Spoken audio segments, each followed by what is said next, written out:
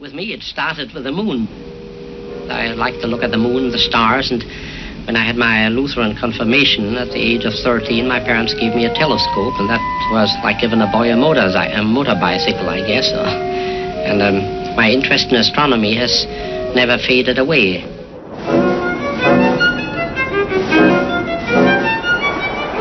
Dicho interés nació en Berlín en los años 20. Werner von Braun pertenecía al privilegiado mundo de la aristocracia alemana. Hijo del barón Magnus von Braun, hacía siglos que su familia poseía tierras en el este de Alemania. El barón, al ser nombrado ministro del gobierno, se mudó a su residencia en Berlín.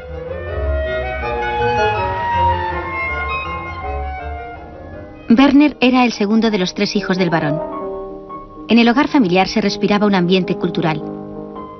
En él, Werner adquirió una pasión por la música que nunca abandonaría.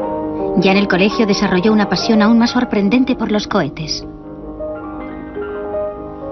Era un alemán muy sofisticado, de la clase alta. Un lugar muy extraño para encontrar a alguien como Werner von Braun interesado por algo que en aquellos días era un tema muy plebeyo, es decir, los cohetes.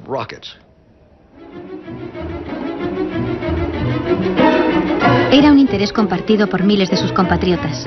Se creía que un cohete lo suficientemente grande podía impulsar cualquier cosa.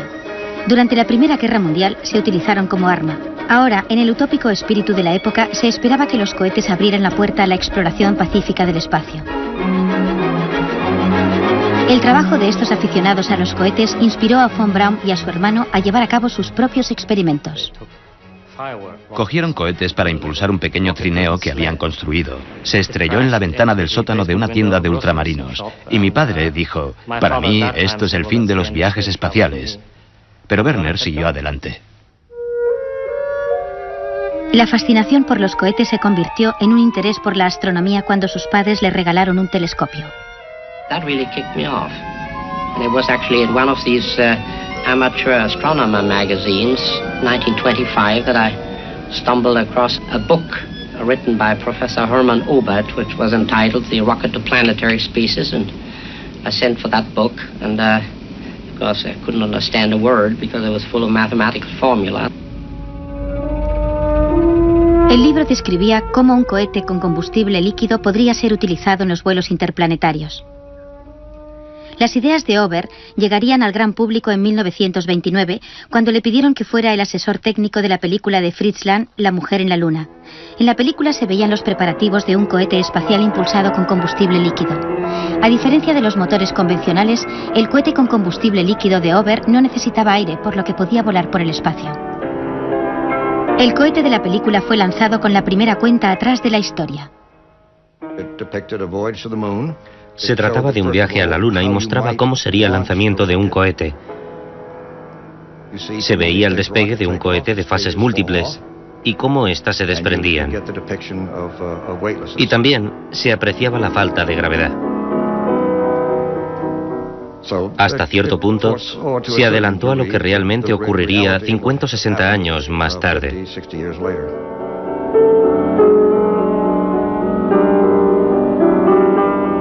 Fue la visión del vuelo espacial lo que marcaría el rumbo de la vida de von Braun. Más tarde describiría a Hermann Obert como su guía luminoso. You know, when you are 13 years old, the world looks awfully simple and beautiful. Although I didn't understand all of it, I got the message loud and clear that people can fly one fine day with rockets, not only to the moon but also to the planets. And I decided that right then and there this was for me. En el colegio, von Braun empezó a escribir sus propias historias sobre viajes espaciales. No hay duda, escribió en una de ellas, que algún día el hombre caminará sobre la superficie de la Luna. Era un alumno aventajado. Sus compañeros de escuela también reconocían sus dotes de líder. Estaba convencido de que triunfaría. Un día me preguntó, ¿me acompañarías? Sí, estoy a tu servicio. Volaremos juntos a la Luna. Ese era el objetivo. Tras dejar la escuela, von Braun se unió a un grupo de aficionados a los cohetes y empezó a construir y a probar sus propios motores de combustible líquido. Al publicar los trabajos del grupo, le decía a todos los que quisieran escucharle que en el transcurso de su vida verían vuelos espaciales. Mucha gente creía que estábamos locos y que solo perdíamos el tiempo, pero von Braun solía decir: una persona es un loco hasta que le toca el gordo. El grupo siempre andaba corto de dinero, pero había una fuente de dinero evidente, el ejército alemán, y en el verano de 1932 organizó una demostración de su último cohete para el ejército. Filmaron los preparativos de von Braun para el lanzamiento.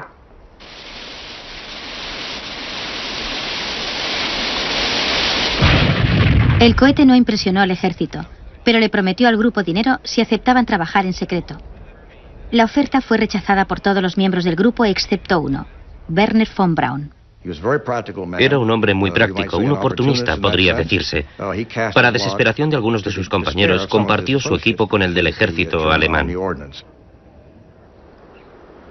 La relación entre el dinero, el ejército y el espacio dominaría la vida de von Braun. A los 20 años empezó a trabajar en un campo de prueba secreto del ejército en las afueras de Berlín. El ejército subvencionaría su doctorado en la Universidad de Berlín y von Braun construiría armas para el ejército. Un acuerdo que él aceptó encantado. Él quería el cohete y pensó que las comisiones militares le permitirían desarrollar un cohete con combustible líquido que llegara al espacio.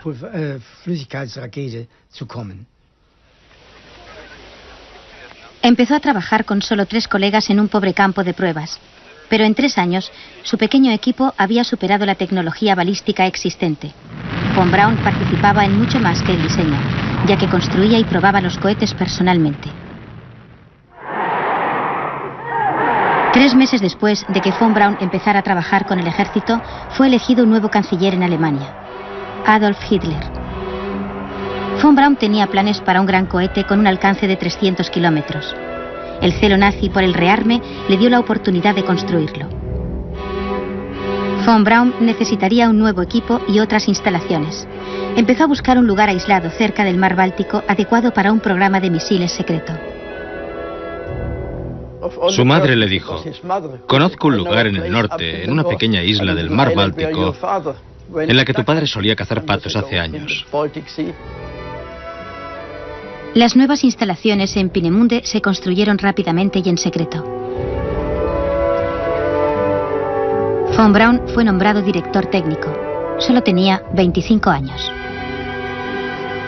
2000 ingenieros y científicos trabajaron en el nuevo cohete, el A4. No había ninguna duda sobre su futura utilización. Llevaría una ojiva de combate. Se esperaba que el A4 recorriera una distancia de 300 kilómetros. Hasta el momento ningún cohete había recorrido más de unos pocos miles de metros.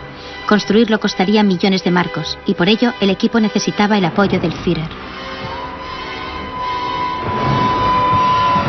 Justo antes de estallar la guerra, Hitler visitó el campo de pruebas donde von Braun y su superior militar, el coronel Walter Domberger, le informaron.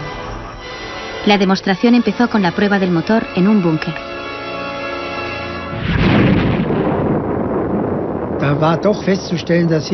Realmente, Hitler estaba impresionado.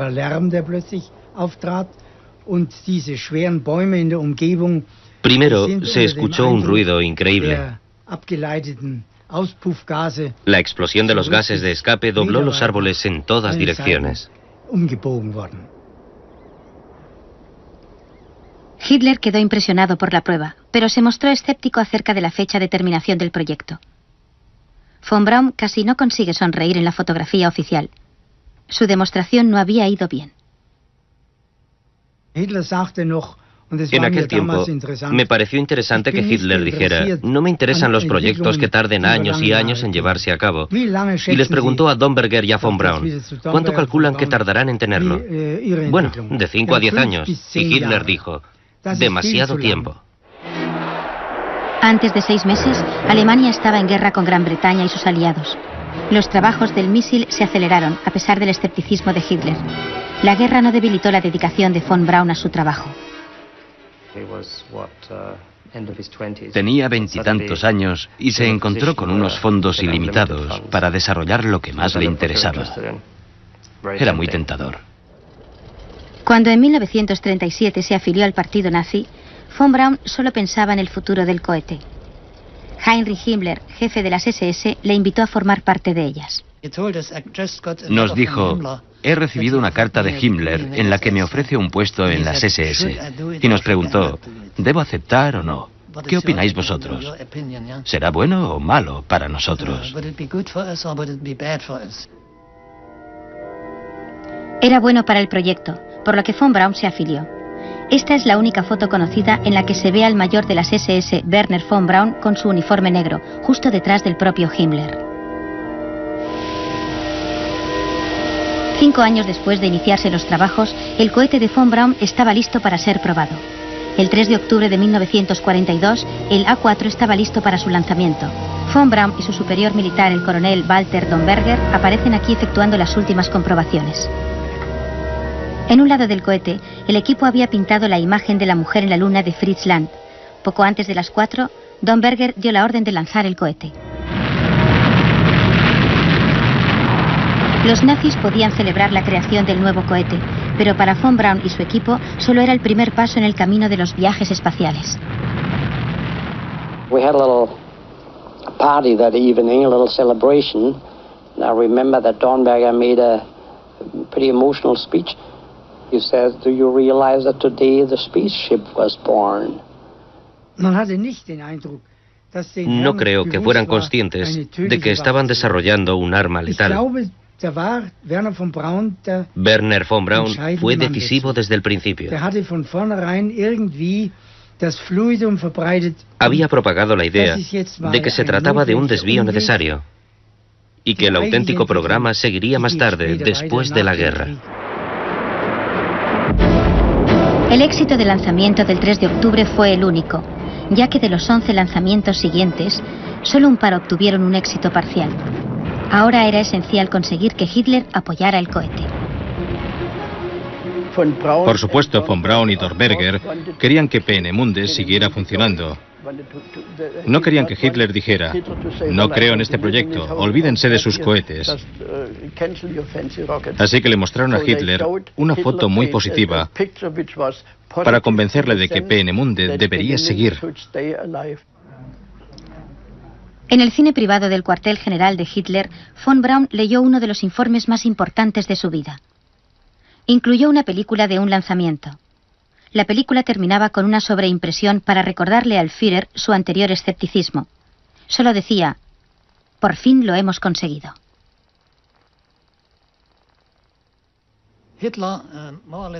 Hitler cambió de idea debido a la presentación de la película que habíamos rodado. Se mostró muy jovial y abrazó a von Braun.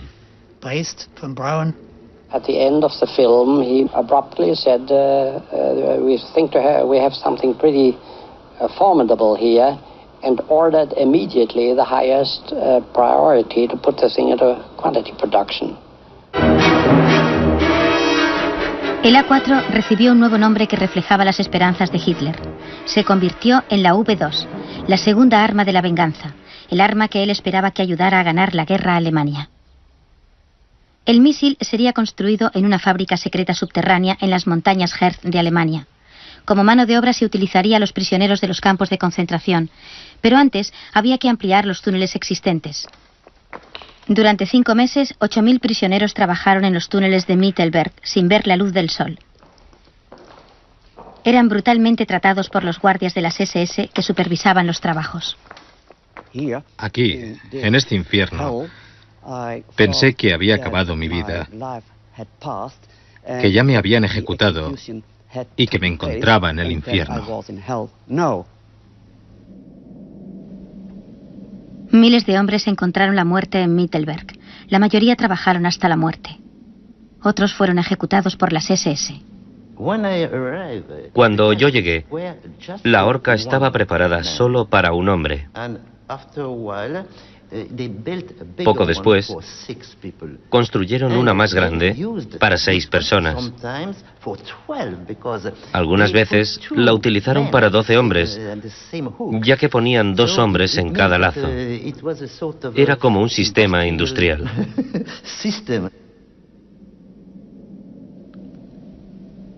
En la primavera de 1944, por fin empezó la producción de la V2. Von Braun visitó los túneles en muchas ocasiones. Documentos recientes descubiertos demuestran que estuvo presente en reuniones en las que se discutía el trabajo de esclavo de los prisioneros. En una de estas reuniones se acordó que para reemplazar a los que ya habían muerto en los túneles, se esclavizara a 2000 obreros franceses especializados. Von Braun también visitó el cercano campo de concentración de Buchenwald para elegir prisioneros especializados para trabajar en la V2. Después de la guerra, admitió haber visitado los túneles, pero afirmó que no tomó parte en la utilización de los prisioneros como esclavos. Conocíamos, yo y la mayoría, a Von Braun. En mi opinión, era un hijo de puta. Claro que era inteligente. Era un gran hombre, tenía un buen cerebro. Pero no le importaba lo que pudiera pasarles a los pobres hombres que estábamos allí. Él solo veía el resultado final. Las primeras V2 cayeron sobre Londres en la noche del 8 de septiembre de 1944. Había empezado una nueva era en la guerra. Las V2 se cobraron 5000 vidas, la mayoría civiles. Von Braun había insistido en el desarrollo del cohete, pero ahora parecía sorprendido de que se hubiera disparado.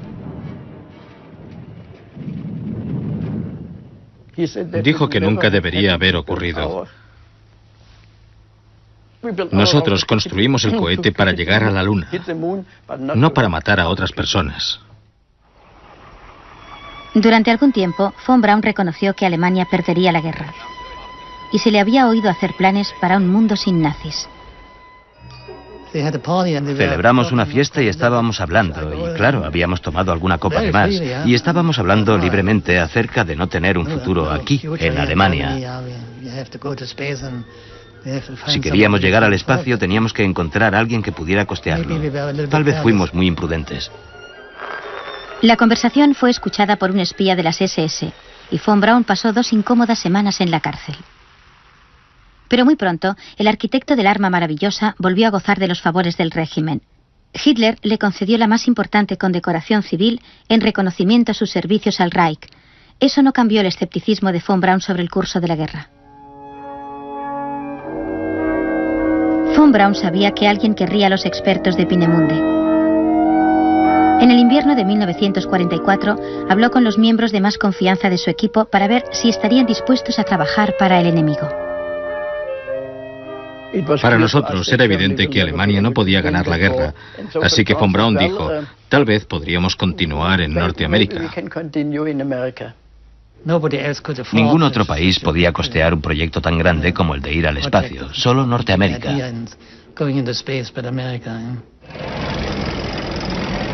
Con el ejército soviético a pocos kilómetros de distancia, se tomó la decisión de evacuar Peenemünde.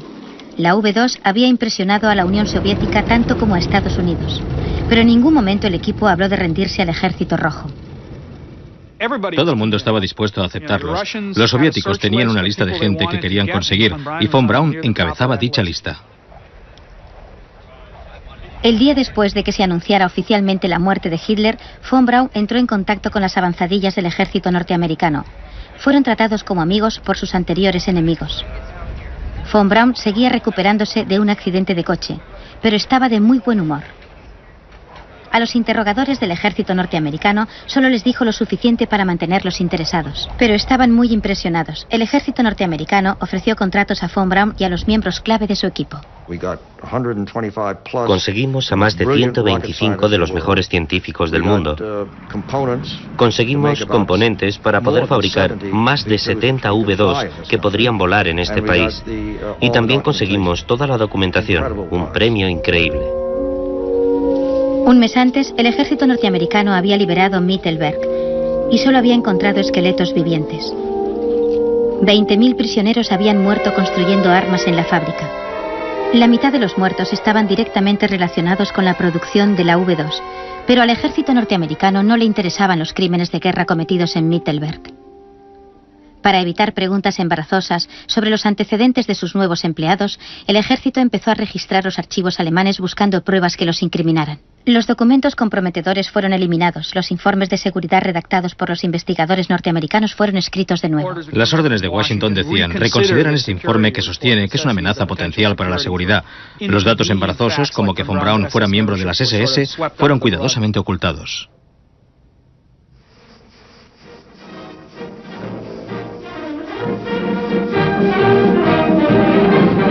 It does happen here.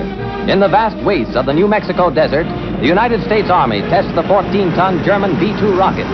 And as far away as El Paso, Texas, residents prepare for Flight Day. Pocos meses después de finalizar la guerra, Von Braun y su equipo volvían a trabajar, esta vez al servicio del ejército de los Estados Unidos. Captured in Germany, the terrifying weapon the Nazis banked on to win the war for them is now ready to spearhead our own intensive experiments. Los norteamericanos trajeron al desierto de Nuevo México no solo al equipo, sino también a 70 de sus cohetes. Pero ahora que la guerra había terminado, nadie sabía qué hacer con ellos. En cierto modo éramos prisioneros, no podíamos movernos libremente. Así que los primeros años en Fort Bliss no tuvimos mucho trabajo, porque la idea era la de mantenernos alejados de los soviéticos.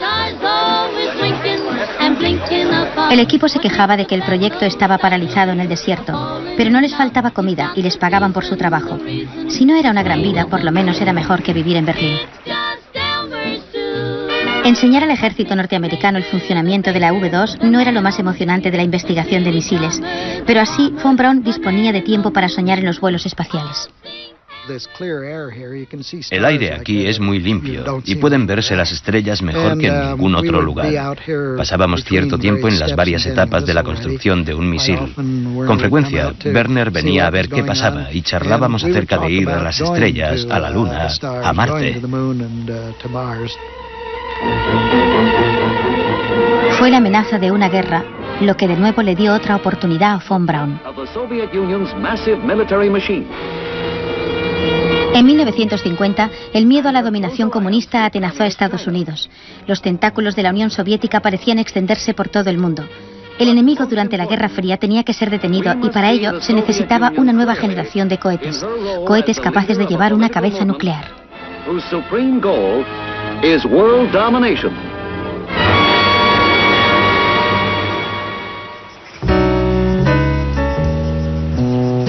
El ejército rescató a su equipo de científicos del desierto y lo trasladó al estado sureño de Alabama.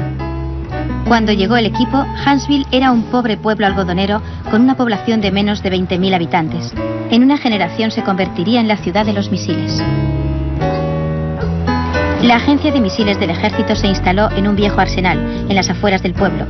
Por fin, Von Braun se veía inmerso en un importante proyecto de misiles. Miles de norteamericanos trabajarían en el misil Redstone, bajo la dirección de los alemanes. Pero Von Braun estaba decidido a superar todos los obstáculos. El traslado a Huntsville le dio la oportunidad que estaba buscando desde el principio para americanizar a su equipo, para integrarse, al igual que su equipo, en la comunidad.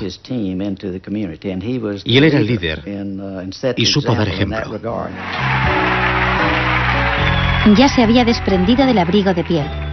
Von Braun seguía teniendo acento, pero ya dominaba el inglés. Y ya había formado una familia. 3 años antes de su llegada a Huntsville, se había casado con su prima María, de 18 años. Su segunda hija nacería en Huntsville. Luego, un hijo. Tenía una cierta vida familiar, aunque muy restringida. Era un adicto al trabajo. Miraba el reloj y me decía: Brad, no tendremos tiempo de ir a casa, así que llamaremos a las chicas.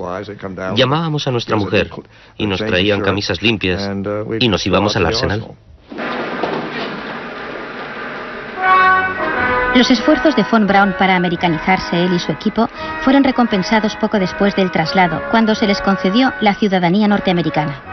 Ya podía olvidarse del pasado. Como director técnico de la agencia de misiles, Von Braun ya disponía de las credenciales que necesitaba para influir en la creación de un programa espacial. Ya había demostrado su talento como vendedor de cohetes. Desde su casa en Huntsville se dedicó a vender el espacio. Y para ello tenía que apelar al bolsillo de los contribuyentes norteamericanos. Él nos dijo: a menos que consigamos que esa gente entienda, se interese y se emocione por los vuelos espaciales, no podremos progresar.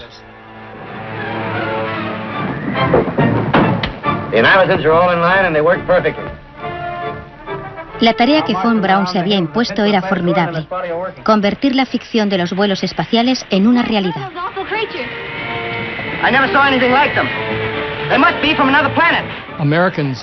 Los norteamericanos se lo pasaban muy bien leyendo historias de ciencia ficción.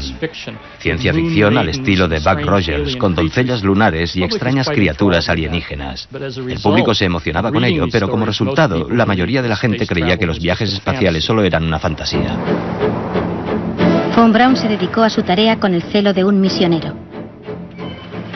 Su primer éxito lo obtuvo en la prensa, con una serie de artículos en la popular revista semanal Collier Magazine. En sus páginas retrataba una sorprendentemente exacta visión del futuro en el espacio. El viaje empezaría con un cohete de 4 fases que lanzaría un satélite y luego una estación espacial. El hombre viajaría a la Luna y a Marte. Pero no era una visión utópica de coexistencia pacífica en el espacio. La estación espacial podía ser utilizada para guiar cabezas nucleares a la Tierra. Para los lectores de Collier fue una revelación. Todo parecía haber sido calculado hasta la última tonelada de combustible. Pero no todo el mundo se dejaba impresionar por las fórmulas de von Braun. Hablé con él y le dije: no creerá en los cálculos que hace para sus satélites, ¿verdad? Y él me dijo: no importa, solo es publicidad. Y añadió: usted me sorprende. Es norteamericano y no se da cuenta de que la publicidad es lo más importante en este país. Nunca venderá su programa espacial con su punto de vista tan coherente, pero yo lo venderé y usted se beneficiará de ello. We present the first of our science factual programs, Man in Space. Now here's a model I designed for a 4-stage orbital rocket ship. Compared to the unmanned instrument rocket, it is quite large. En televisión y con la ayuda de Walt Disney, von Braun llevó a cabo su publicidad más efectiva. Disney creó una serie de televisión basada en las ideas de von Braun. Los programas de Disney obtuvieron un gran éxito. A finales de la década, la mayoría de los norteamericanos creían que los viajes espaciales eran posibles. Von Braun había hecho más que nadie para convencerlos. If we were to start today on an organized and well-supported space program, I believe a practical passenger rocket could be built and tested within 10 years.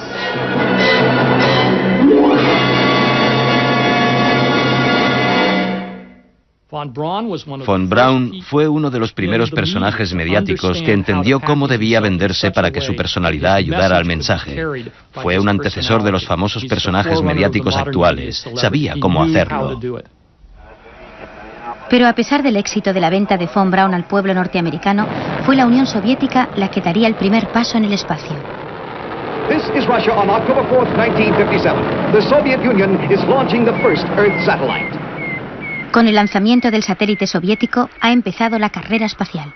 Until 2 days ago, that sound had never been heard on this Earth. Suddenly, it has become as much a part of 20th century life as the whir of your vacuum cleaner. Do you admire the Russians for doing it or not? No, definitely not. I said we should have been the first ones to have it. We fear this. We fear that they have something out that majority of the people don't know about. Somebody's fallen down on the job, badly. La humillación nacional sería completa cuando el cohete elegido por Washington para lanzar el primer satélite norteamericano, el Vanguard, estalló en la rampa de lanzamiento, como von Braun había predicho.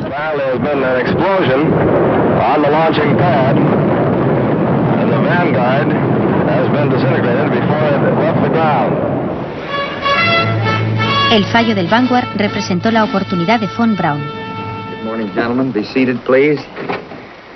I have a very important announcement for you. We've been assigned the mission of launching a scientific Earth satellite. I promised the Secretary of the Army that we would be ready in 90 days or less. Let's go, Werner. Se olvidó la cooperación pacífica internacional. Von Braun y su equipo del ejército fueron llamados para recuperar la reputación de la tecnología norteamericana. En enero de 1958, el primer satélite norteamericano, el Explorer, fue lanzado con uno de los cohetes de von Braun.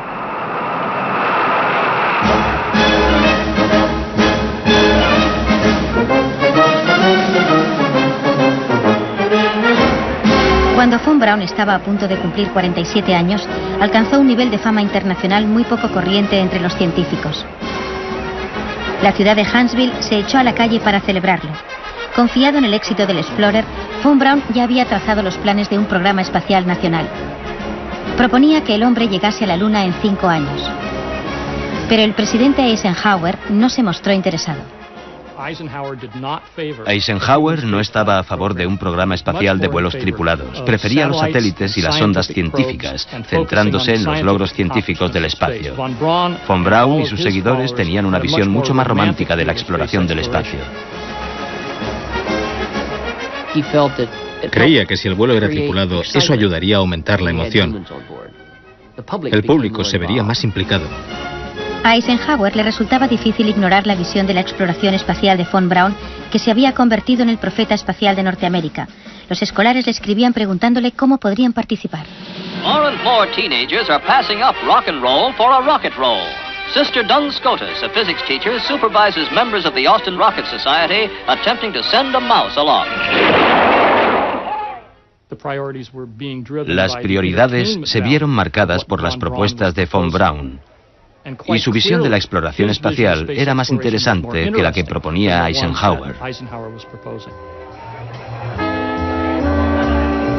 Había una nueva frontera que cruzar, y von Braun sabía cómo hacer renacer el espíritu pionero norteamericano para que la cruzaran. A despecho del escepticismo de Eisenhower, los 7 primeros astronautas empezaron a entrenarse para la aventura de von Braun.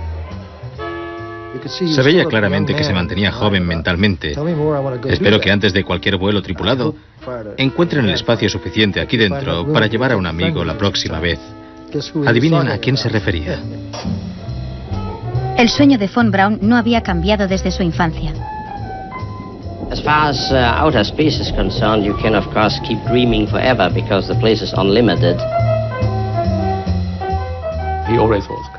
Siempre se mostraba un poco tímido, porque creo que era consciente de que muchas de las cosas que decía, las decía el niño que llevaba dentro, el niño pequeño que quería hacerlo por el placer de la aventura. Pero cuando hay que hablar con políticos, especialmente con los más tercos, a los que les preocupa ser reelegidos, no puedes permitir que lo noten. El mensaje al Congreso fue mucho más duro. Von Braun sabía cómo sacar dinero de los políticos más obstinados. Jugó la carta de los soviéticos. I'm convinced that the Russian concept is very clear.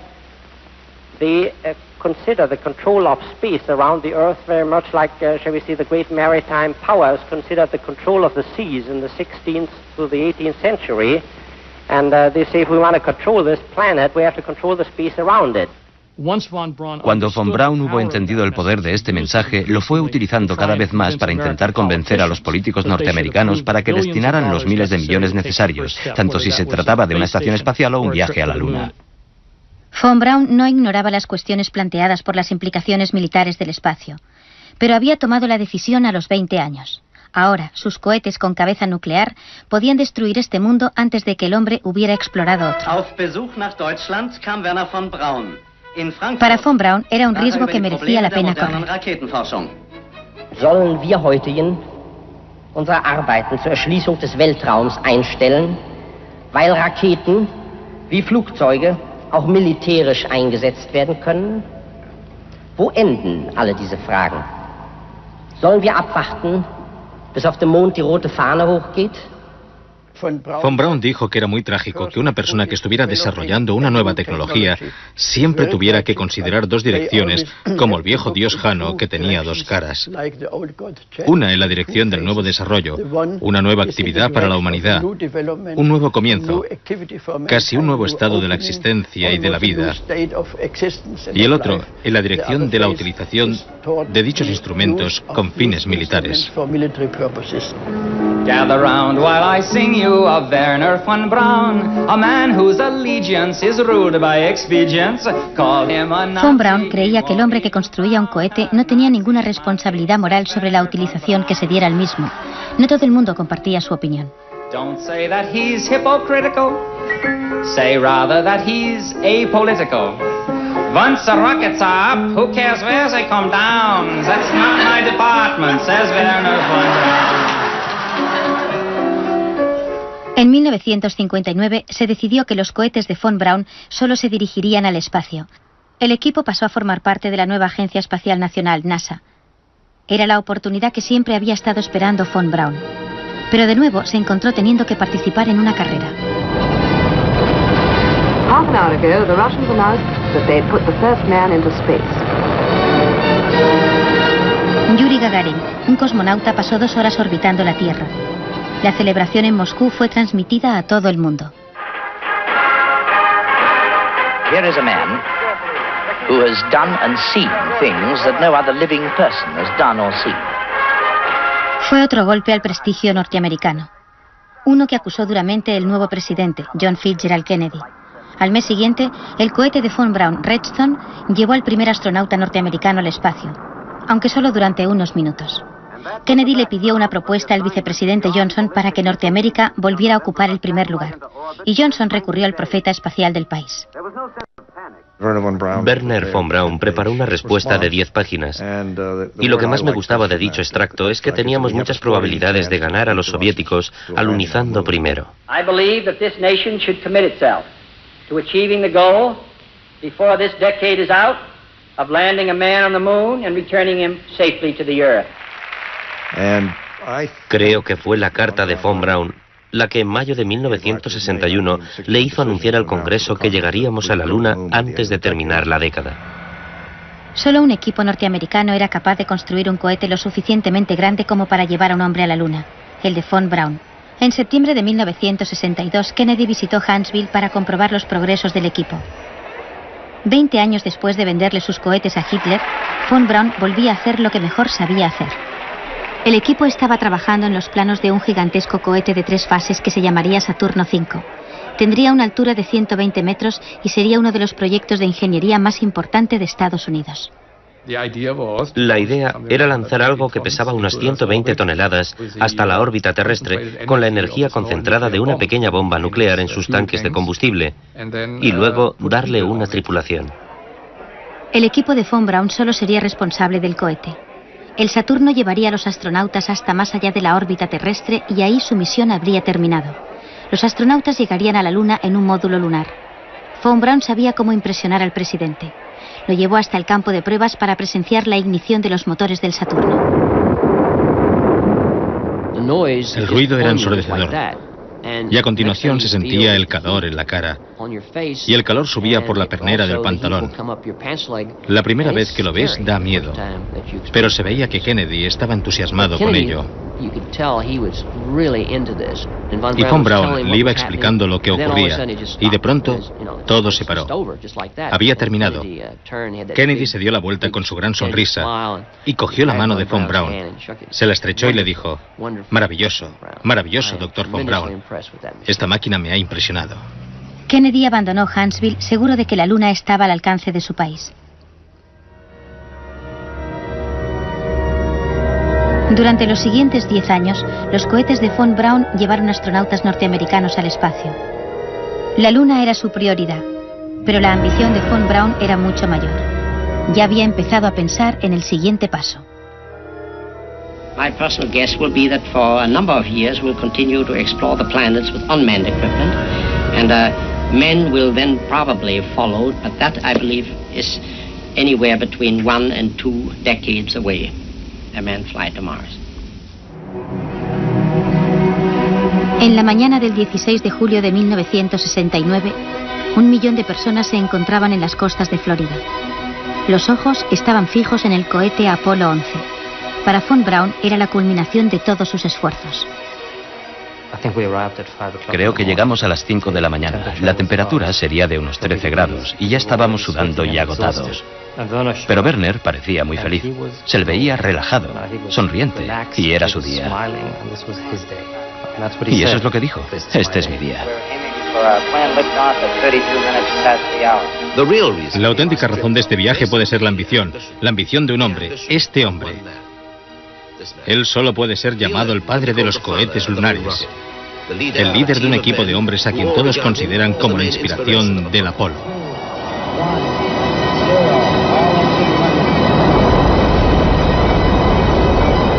Von Braun observaba lo que él llamaba su enorme pájaro despegar hacia la luna.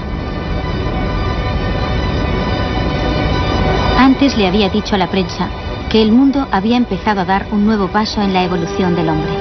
El cohete que había construido su equipo ayudaría a asegurar el futuro del hombre.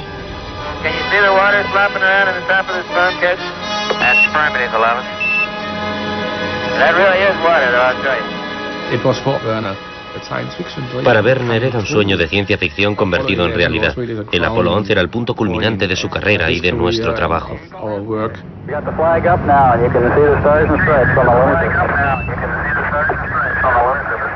Pero en el momento del gran triunfo de Von Braun, volvió el fantasma de su pasado. Su perfil público atrajo la atención de aquellas personas que creían que habían jugado un papel importante en la construcción del cohete lunar. Lo mostraban como un héroe a la población norteamericana y, lo que es más importante y peligroso, a los niños, a los escolares. Probablemente les dirían: mirad, niños norteamericanos, intentad ser como este hombre. Para mí fue un golpe y me dije: Dios mío, Von Braun, yo conozco a ese tipo. Los detalles del pasado de Von Braun habían sido enterrados 25 años antes, pero ahora las protestas de los prisioneros que habían construido las V2 empezaron a llegar al público. Von Braun tuvo que testificar ante los fiscales alemanes que investigaban los crímenes cometidos en Mittelberg. Después tuvo que enfrentarse a la prensa.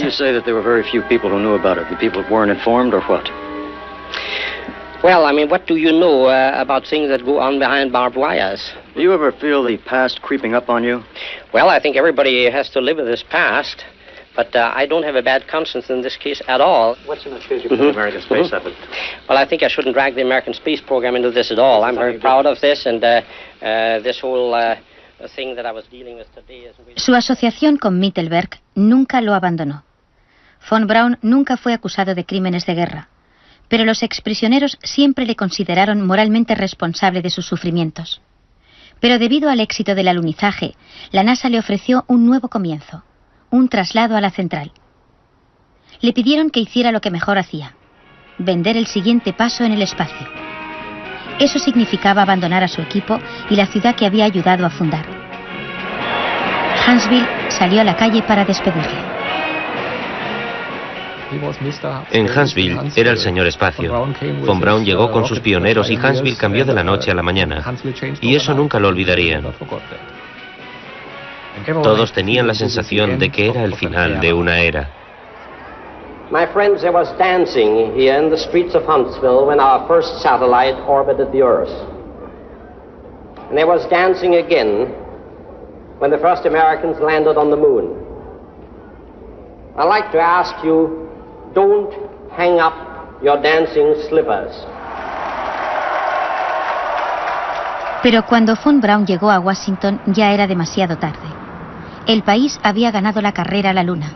Ahora los políticos querían gastar el dinero de los contribuyentes en casa. Ni siquiera Wernher von Braun podía vender un viaje a Marte. La decisión ya se había tomado en la Casa Blanca y en el Congreso. Seguiríamos con un programa espacial más modesto y por ello, en cierto modo, era una figura patética en Washington, D.C., intentando vender un programa que todos los políticos de la ciudad sabían que había muerto.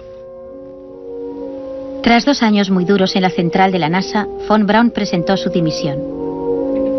Era el final de su sueño. La gran aventura espacial se había apagado. Fueron momentos muy difíciles para von Braun. Las acusaciones sobre su pasado no cesaban, y poco después de abandonar la NASA, se le diagnosticó un cáncer.